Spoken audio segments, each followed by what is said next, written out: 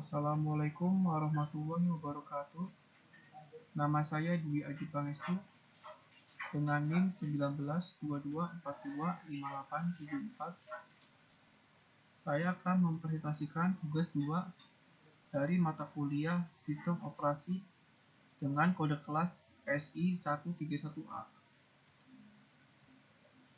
Materi yang akan saya bahas yang pertama, manajemen prosesor, yang kedua, task and process, yang ketiga, penjadwalan prosesor, yang keempat, penanganan error handling. Materi yang pertama yang saya akan bahas yaitu manajemen prosesor. Manajemen prosesor adalah program yang sedang dieksekusi atau diproses. Cara kerja prosesor yaitu pekerjaan user dilakukan oleh komputer tambah dengan program atau tata olah. Maksudnya di sini adalah user mengerahkan pekerjaannya kepada komputer. Ada pekerjaan yang ringan, berat, atau sedang untuk diolah oleh komputer lalu dianalisa untuk mengetahui bagaimana sebaiknya pekerjaan itu dilakukan. Program atau tata olah di sini disebut dengan tugas atau task dan bisa disebut juga proses. Pelaksanaan task atau proses dilakukan di prosesor. Pekerjaan dan program.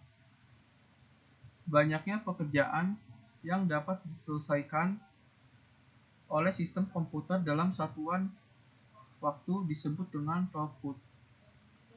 Throughput sangat bergantung pada kecepatan kerja alat serta kecepatan pengelolaan berbagai sumber daya komputer. Yang berarti throughput juga bergantung pada sistem operasi yang digunakan pada sistem komputer. Program terdiri atas rangkaian instruksi dan data dengan tujuan untuk mengolah data tersebut. Materi yang kedua yaitu task and process. Definisinya menurut Silberchart, suatu proses adalah lebih dari suatu kode program yang terkadang disebut dengan text extension. Menurut Tanenbaum, suatu proses adalah sebuah program yang dieksekusi yang mencakup program counter, register, dan variabel di dalamnya. Definisi task atau tugas adalah yang belum dijadwalkan, belum bisa dibilang proses. Proses adalah task yang telah dijadwalkan untuk diolah prosesor. Untuk berikut adalah diagram dari task and process. Untuk dapat memproses suatu proses, prosesor melaksanakan sejumlah kegiatan. Kegiatan prosesor ini memanfaatkan register dan bus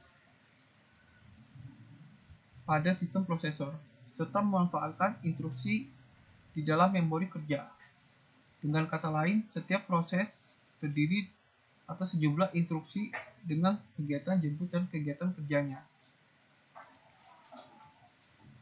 Jenis tes dan tugas dan proses.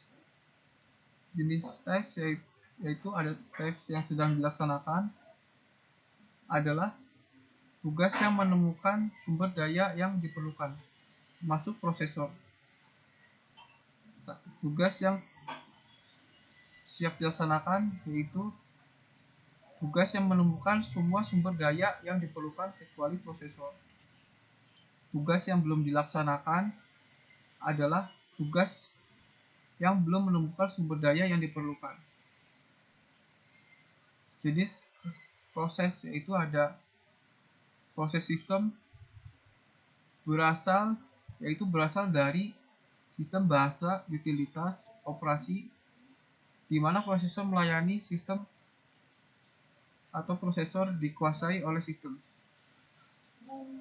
Yang kedua itu proses aplikasi, di mana prosesor melayani aplikasi atau prosesor dikuasai oleh aplikasi.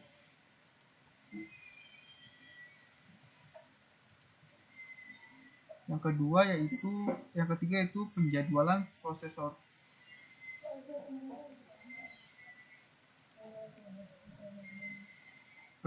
Definisi dari penjadwalan prosesor adalah proses pergantian penggunaan sumber daya antara prosesor dan peripheral. Status proses terhadap prosesor. Status proses terhadap prosesor menurut Tenenbaum ada running, ready, dan blockade. Running yaitu pada saat menggunakan CPU pada suatu waktu. Ready yaitu proses diberhentikan sementara karena menunggu proses lain untuk dieksekusi. Blockade adalah tidak dijalankan sampai event dari luar yang berhubungan dengan proses tersebut terjadi. Status proses menurut Silberschatz, yaitu ada new adalah status yang dimiliki pada saat proses baru saja dibuat. Running, status yang dimiliki pada saat instruksi dari sebuah proses dieksekusi. Waiting, status yang dimiliki pada saat proses menunggu suatu event, contohnya proses I/O. Ready, status yang dimiliki pada saat proses siap untuk dieksekusi oleh prosesor.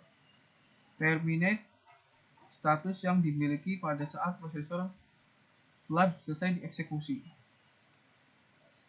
Jenis penjadwalan. Yang pertama, penjadwalan jangka pendek atau short term scheduling atau low level scheduling, yaitu mengurus masuknya antrian siap ke prosesor serta antrian siap ke alat peripheral input-output yang mengurus prioritas dan preempsi. Yang kedua yaitu penjadwalan jangka panjang atau long term scheduling atau high level scheduling, yaitu mengurus masuknya pekerjaan baru berupa penentuan pekerjaan baru, mana yang boleh diterima dan tugas ini diubah menjadi proses.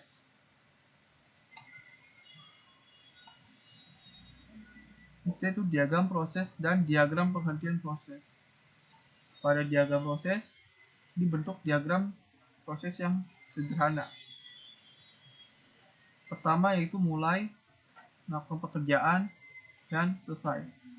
Untuk diagram pengertian prosesnya, yang pertama mulai, kerja, lalu terhenti, kemudian jika sudah selesai dengan masalah, kerja, dan selesai.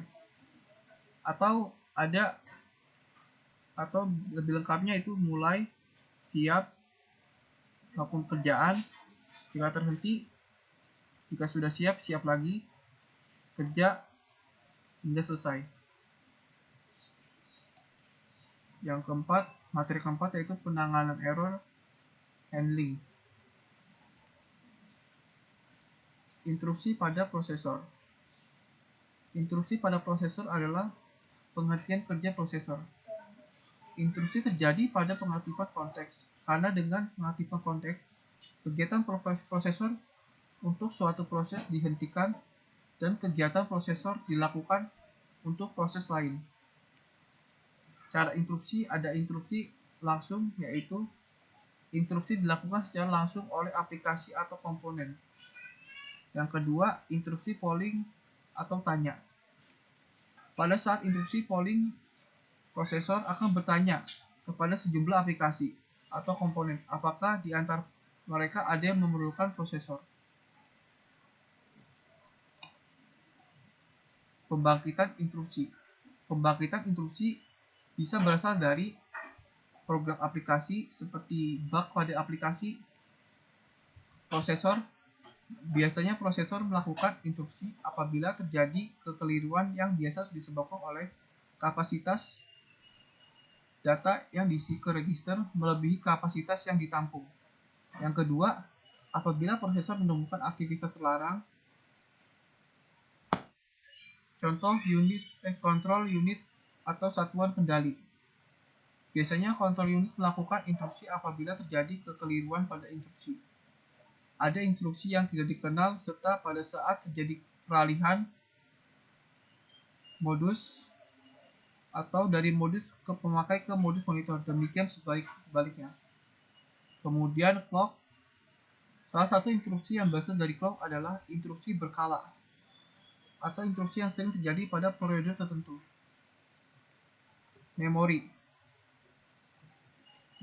Instruksi ini terjadi apabila prosesor mengakses alamat atau memori yang salah.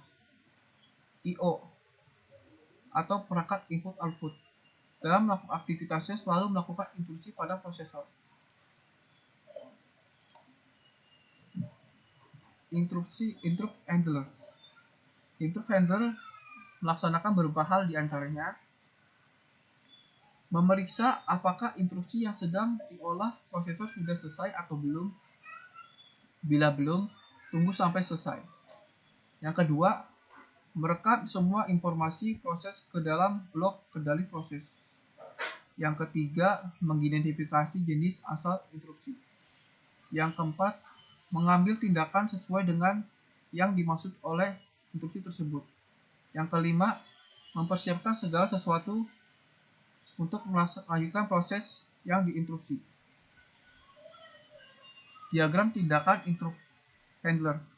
Tindakan yang dilakukan interrupt handler menurut Peterson dan Silberschatz itu awalnya interupsi, kemudian rekam informasi proses, kemudian identifikasi proses. Jika selesai, maka instruksi atau lanjutkan kerja berikutnya. Jika instruksinya salah, maka mengalihkan informasi ke blok proses. Jika selesai, lanjutkan kerja berikutnya. Kalau bukan dari input-output atau I/O, melaksanakan instruksi, kemudian kembali ke proses sebelum instruksi. Kalau mulai dari I/O, mulai permintaan layanan, biasanya ada waktu jeda atau tunggu, kemudian kembali ke proses sebelum instruksi. I/O selesai, maka tanda instruksi atau I/O selesai. Kembali ke proses sebelum instruksi. Jika sudah selesai, kembali ke instruksi atau kerja berikutnya. Sekian dari saya, kurang lebih mohon maaf. Terima kasih. Wassalamualaikum warahmatullahi wabarakatuh.